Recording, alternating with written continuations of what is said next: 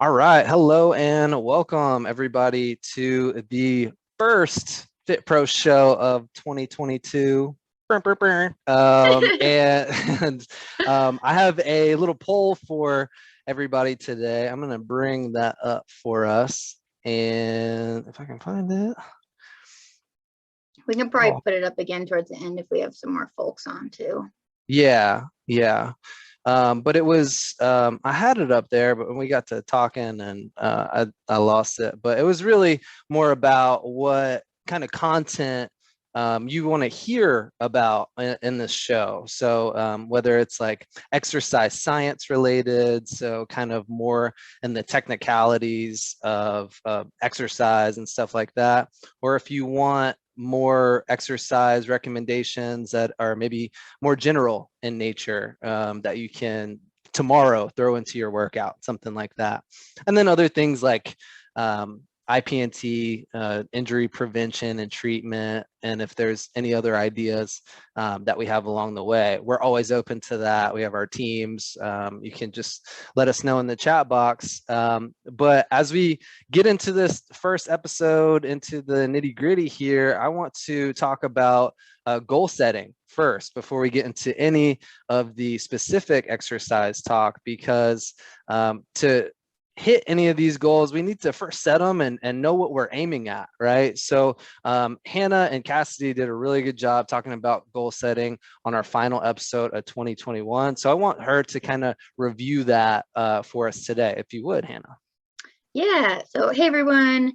So on the last Fit Pro show before the end of the year, we know everybody starts to set those New Year's resolutions, big goals for 2022. So regarding goals, we usually talk about SMART goals. You probably heard it here and there, but it stands for specific, measurable, attainable, realistic, and timely. So I'll just kind of touch real quick on each of those. So it can be a little overwhelming at first, but when you're setting a goal, especially for, say, you have a big goal for 2022, you want it to be specific. So you want to set real numbers with real deadlines, something, say, I want to be able to do 5 push-ups without my knees by this date. So something that you can actually justify and be able to reach. Measurable, just like that's that number 5. Like, how are you going to be able to track how you do those push-ups? So I was able to do 1 on the week of this, and then 3 weeks later I'm able to do 2. Like, how are you able to actually track? Attainable, you want it to be challenging but possible. So you don't want it to be so easy that like, oh, this is not challenging, but I can definitely do it. You want it to still have that challenging aspect, but you want it to be achievable. A lot of people, when it comes to New Year's resolutions, they'll set goals that are like awesome for them, but it's something that you usually don't end up reaching because it's too far out there and it's too hard for you to get to.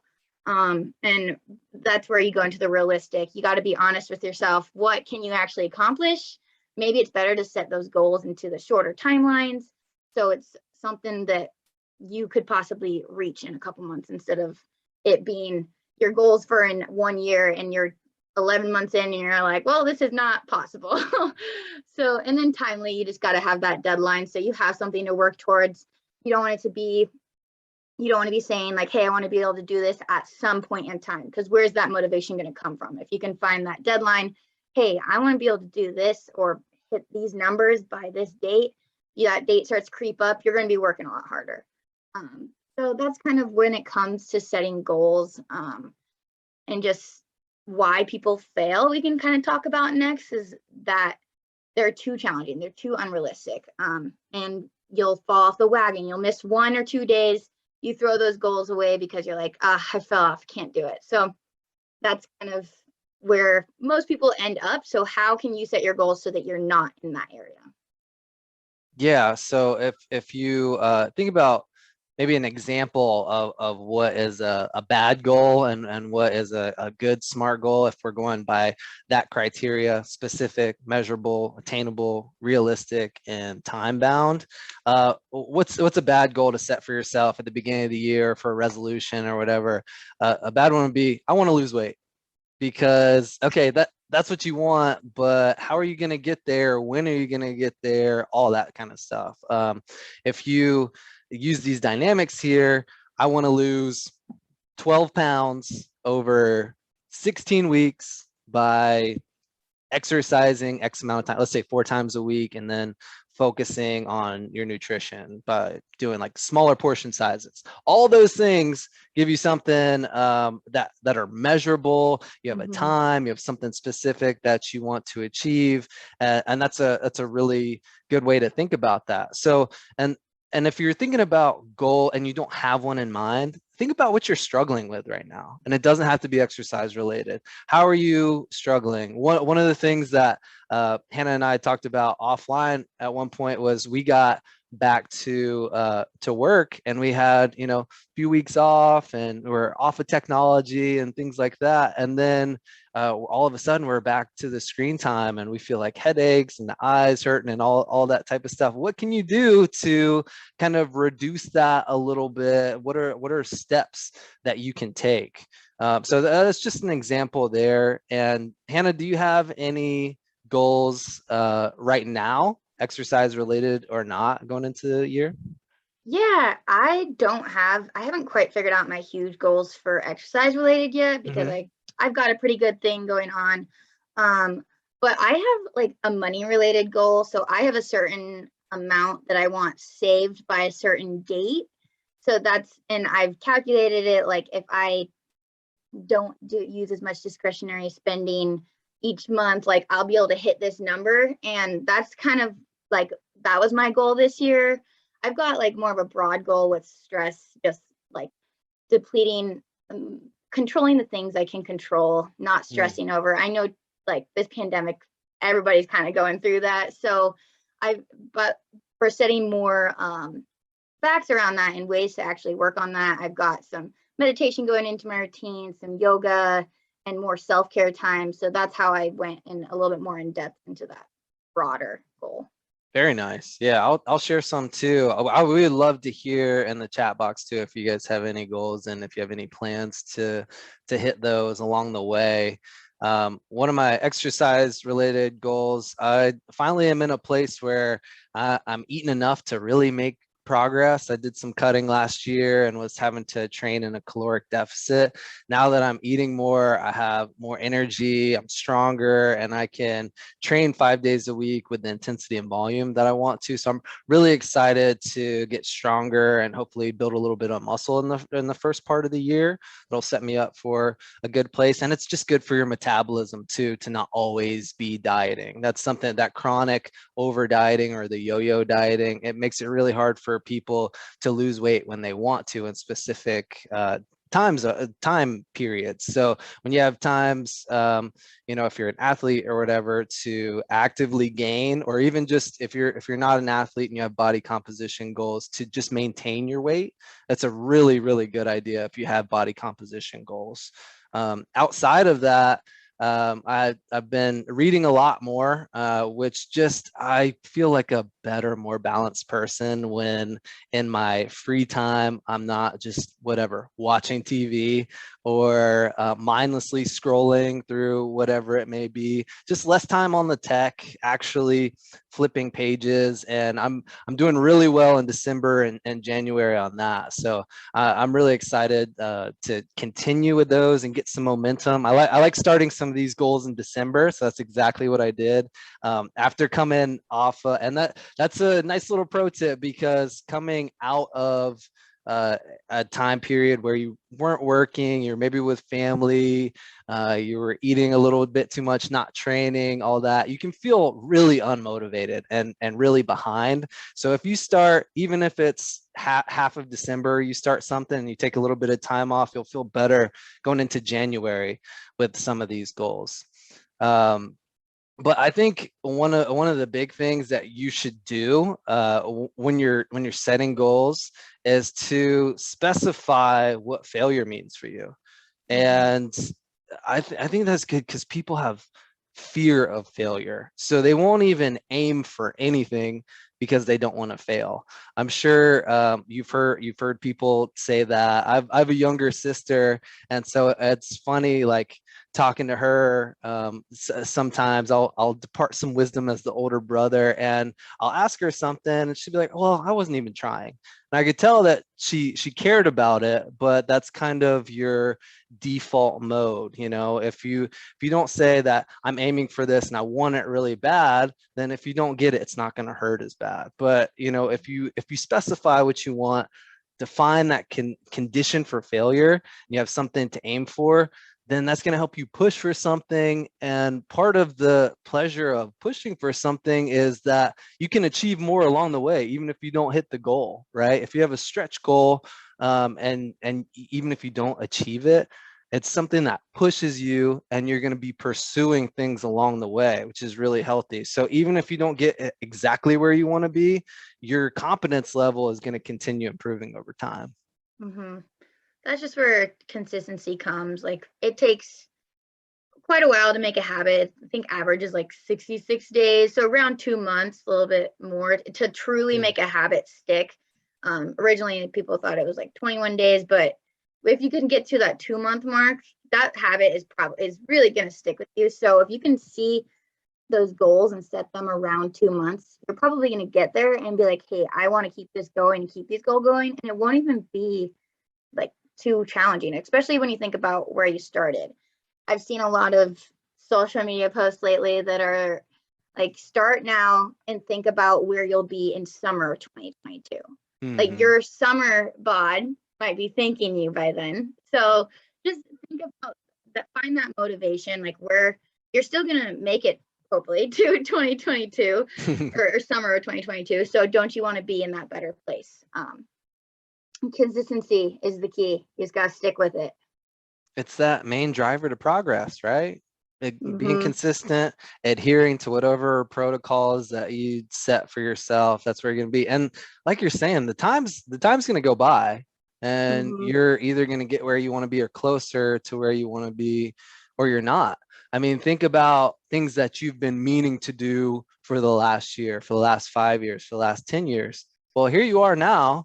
And it doesn't really help to look back in a negative light if you haven't done some of those things. You can look back and see all the things that you've achieved. But maybe if you would have started one of those things, and you'd be in a better place right now. And we're all guilty of that, right? So be consistent and just stop wasting time. I saw something the other day that asked the typical college student, how many hours per day they wasted, and the typical answer for most people, if you're honest, is a few hours. And I think the average number was 5 hours. So if you waste 5 hours per day per week, that's 35 hours per week. That's another full-time job. So what can you accomplish if you kind of stay focused on that? And you'll feel better. You don't have to pursue these things with crazy intensity all the time. We're talking about consistency and just keeping the ball rolling. Yeah, I agree. Like, that's where it comes with the goals being small and attainable, because if you are going to go all in, like, I'm exercising this much a day, eating super clean every single day, like, it's just not going to work. And it's just not, it's not realistic. You want to set these realistic goals where something minor that you can reach, because once you get to that point where like you're starting to fall off the wagon, you miss a day, you get back on it. And then 6 months later, you've created this routine where you're exercising for 20-30 minutes a day, and you're eating a really good breakfast and lunch, and then having a good dinner with your family. And then here and there you go out, and you'll just find this happier balance where you're getting to where you want to go. Yeah. And when you are strict for a small period of time, and you get to that place, then you can pull back when you need to. That's the great part. I think about, you just mentioned nutrition, like tracking calories, even if it's for a small amount of time. If you learn how to do it and you're strict with it, you can always go back to that whenever you want to, because now you have the skill. So yeah, just don't waste any of those opportunities, and you can be more efficient with it. And in the long term, if you give up a little bit of that balance now and are a little bit more strict, in the long term, you might have a little bit of balance. And like Hannah was just saying, I mean, nobody completely changes their life with one workout. Like one workout has never made anybody super fit. One meal has never made anybody obese. One like book or article has never made anybody like a genius or whatever. So just have a plan for the short and long term and just stick to it. I feel like the hard part when it comes with these goals is how do you find the energy to want to get like not waste those 5 hours a day to actually make it happen. And that's when you just go into start the exercise. That's going to boost your energy. Like just get into that routine, go to bed early, like create a new sleep schedule. Every little thing will add up. You'll end up finding that energy. And say you do find those like low tired days, like that's your body telling you time to rest, time to slow down. Maybe your goals were too much. Yeah. And I think this is a good place where we can continue talking about consistency, but then get into the other thing that we wanted to talk about today too, which was just the benefits of exercise before we get into any type of recommendations and the Fit Pro show or anything like that. Is getting to why exercise is beneficial and why it can help you with those other parts of your life. If you have goals set, it's a holistic thing. That's why you hear that term so much, right? So when we're exercising, it promotes better sleep. So when you have better sleep and you're moving your body more, you're gonna feel better throughout your day. So you're gonna have better sleep, you have better energy levels. And that's exactly what you were just talking about. Oh, well, I don't have the energy to do this or that. Well, are you checking off those boxes? Is your nutrition where you want it to be? Are you getting that exercise? Are you getting that 8 hours? What is it? Is there a missing component? So just kind of drawing the parallel between those two. The exercise benefits are going to help with other portions of your life too. Yeah, exercise has people tie exercise to your looks, and how you feel a little bit, but mainly like, oh, she looks good, she exercises, so that's what you get. So but the benefits, like there are lists. Like if you ever were to just Google benefits of exercise, there's 50, 20, like it's crazy. And when you really dive into it, it's neurologically, it's brain health, obviously it's heart health, it's your like mood, your endorphins, like we'll make more shows out of it, but it's amazing. It's like amazing how good exercise is. It is. It's everything. And if it was a prescription, everybody would be on it. If it was a pill you could pop or a little gummy, how many of those gummies do I have to take? Then everybody would do it. Because like we just said, the sleep, the mood, we can go down the list. It boosts your energy, it boosts your mood, you look better. It's gonna control your weight. And I mean, most people that I talk to that have health and fitness related goals have some type of weight goal, weight management goal. Well, everybody has a weight management goal because if you want to maintain your weight, then that's a goal in itself, right? And you have to do certain things to control your body weight. So even if you're not over or underweight, then that exercise and that nutrition variable has to be there. But the mood is a huge one too.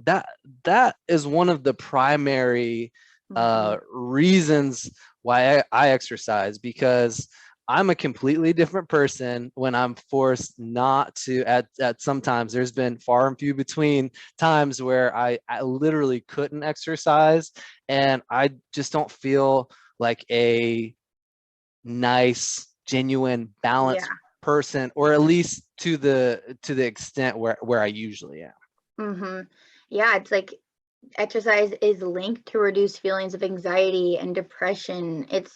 Which is what the United States we suffer from the most right now. Like the statistics are really sad, and exercise is literally one huge component in a way to combat it. But how often do you hear doctors actually telling someone with depression, your medication is to go exercise 30 minutes a day? I mean, hopefully there's some out there are some, I know that, but that is one of the number one ways that you can combat those things that are happening with all the neurological areas in your brain. Exercises can help so much more than people realize. Yeah, the depression and anxiety thing is really key because we live in an age where just about everything is better than it's ever been. If you look at the history of the earth or the history of humanity, like we're in such a better spot. We're in a time of peace. There's plenty of food, all that kind of stuff, roof over your head. If you live in America, you got it made, right? But we're really depressed and really anxious, and we have these physical needs that are not met by so many Mhm. people. And you know, to say all those things right now in America, we're not super healthy. I mean, we're a pretty sick country overall, and there's a lot of variables. I mean, we just had a pandemic, it's flu season, all that stuff. Those things are going to happen, but you know what's going to make you more resilient? Taking care of your body. Take care of this Mhm. meat vehicle that is along the ride with your soul, right? It's something that you have to really dig into. So making sure that you get that strength training done at least twice a week, bare minimum. Make sure Mhm. that you have some type of cardiovascular stuff, some type of heart health stuff along the way. It's just going to help your longevity, and it's going to help your mood along the way too. Yeah, I agree. I always tell myself, you only get one body, Mm-hmm. so why not take the like best care of it you can? Like you never get another one. I wish I Mm-hmm. would have known that growing up in gymnastics. I might not have as many scars on my knees. So, uh, but Yeah, I feel that's like so true. going from here, we can kind of talk about what those recommendations for Yeah. exercise are so that you can get those like those millions of benefits we listed and the Mm-hmm. millions that we didn't. Yeah. Um, so usually it's about, so these are all from like my stats are from the National Academy of Sports and Medicine. So NASM, big area. That's where me and David are certified from. Um, and so they recommend about 150 minutes a week of moderate intensity cardio respiratory exercise. So that's where you're going on a walk, a run, brisk walk, elliptical, and cardio dance, steps class, whatever it is. But those 150 minutes can be broken up as much as you'd like. So, Mm-hmm. I mean, if you're doing that 7 days a week, that's literally 20 minutes a day. If it's 5 days a week, it's 30 minutes a day. That's usually where people are. 3 days a week, that's 50-ish minutes for those 3 days. Definitely attainable. It can seem like a lot, but if you break it up, there can be, you do 3 different cube fit classes a day. There are 10 minutes. There's your 30 minutes for the day. This is just you're not just getting exercise in to burn calories. You're creating your heart's getting stronger. Your blood pressure is lowering, like so much. But then I know there's one more for recommendations, 75 minutes of vigorous intensity exercise. So if you don't want to do 150 minutes a week of the moderate intensity, you just got to do 75 minutes a week of the super high intensity. So that's whether you're doing HIIT training, intervals, Tabata, that type of stuff. And then David touched a little bit earlier or a little bit before on resistance training. We want you guys doing around 2 times a week of all your major muscle groups. So getting each muscle group in your body moving. So whether that you're using bands, you're doing even type like body weight squats, like starting somewhere is better than nowhere. And then we also got, you want to try to get in there some flexibility and some neuromuscular exercise. So we got some balance, but I know it can seem like a lot, but if you break those recommendations up throughout the week, it's definitely doable. Yeah, it definitely is. And I'm glad that you mentioned that it depends on the intensity. So if you're not somebody who enjoys the really high intensity stuff, there's people that do enjoy that, and then that saves them some time. But then there's also people that don't want to push it like that. There's options for you, which is great. If you go take a 20-minute walk, then you're gonna knock it out, you know. But the high intensity interval stuff can be great from a cardio perspective and kind of a strength perspective too. I agree 100%. Hitting all those main muscle groups twice a week and focusing on the form for sure, not necessarily the weight. utilizing that full range of motion. That's where following us on some of this stuff is great, because if you go into a commercial gym, you'll see some wild stuff, because I'm back to training in a commercial gym. Sometimes I still use mine as well in the garage, but you see some crazy stuff where it's a lot of herky jerky things going on, and there's sometimes more damage being done than there are benefits. So always emphasize that form, full range of motion, that like steady tempo, and the stretch and squeeze, or even the isometrics when you're getting those holds. That's a great thing. And realize that, you know, beyond the general benefits that we talked about with exercise, there's different benefits in each of these, right? So when you talk about the strength training, you're not just getting exercise, but you're actively getting stronger muscles, bones, joints, ligaments, all the connective tissues. If you're pushing yourself, you're getting a stronger mind too, because you're sometimes pushing through not necessarily pain, but discomfort, right? When I do hard strength training, I'm out of breath a lot of times after the sets, because it takes different, you know, modalities to do that. So you're hitting different systems of your body. So we talked about before, looking and feeling better by burning those calories, losing the fat, gaining muscle, things like that. But you can also improve your metabolic health. If you have more muscle on your body right now, if you had an extra 5 pounds of muscle on your body right now, you would be burning more calories than if you didn't have that, right? Or if you all of a sudden lost 5 pounds of muscle, your metabolic burn would go way down. So it's something to think about from a weight management perspective as well. But it's not all how you look in the mirror, which is great for people because it's a confidence booster, and you see yourself and you're fit and strong. That's great, but you develop better body mechanics so you can move better over time. You have balance, you have coordination, your postural health is better. All those things, we need that for the rest of our lives. And I talked about how humanity's in a great spot where, you know, we're living longer than we ever have. You know, if you want that quality of life to also be there when you're older, then take care of yourself right now and keep that consistency like we talked about. Yeah, exactly. So homework for y'all is to figure out how many minutes of exercise I get in a week. Try to take 150, try to add up to that in the week. If it's moderate intensity, take 75 minutes if it's intense, really, really vigorous intensity.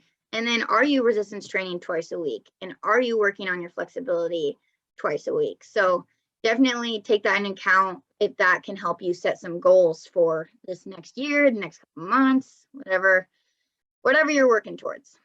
Yeah, and the good thing is if you're going to quite a few Cube Fit classes, you're probably knocking out a good chunk of that, if not all of that. So that's what's really good there. If you need help with any of the movement mechanics stuff, we have our Fusionetics testing too. That's a one-on-one with your program manager, and you can make sure that you don't have any compensations or weaknesses going into your year of training too. So check that out as well. And if you don't have any SMART goals set, hopefully now you have a review for whatever your health or fitness or personal life or work life goals are, so you can get after it a little bit. So I hope this is something applicable that you can use right away. And then we're going to have more specific exercise stuff going into next week too. But I really appreciate everybody hopping on live here for this first session of the week with my new awesome co-host, Hannah. And we're going to be back next Wednesday at the same time. So we'll see y'all then.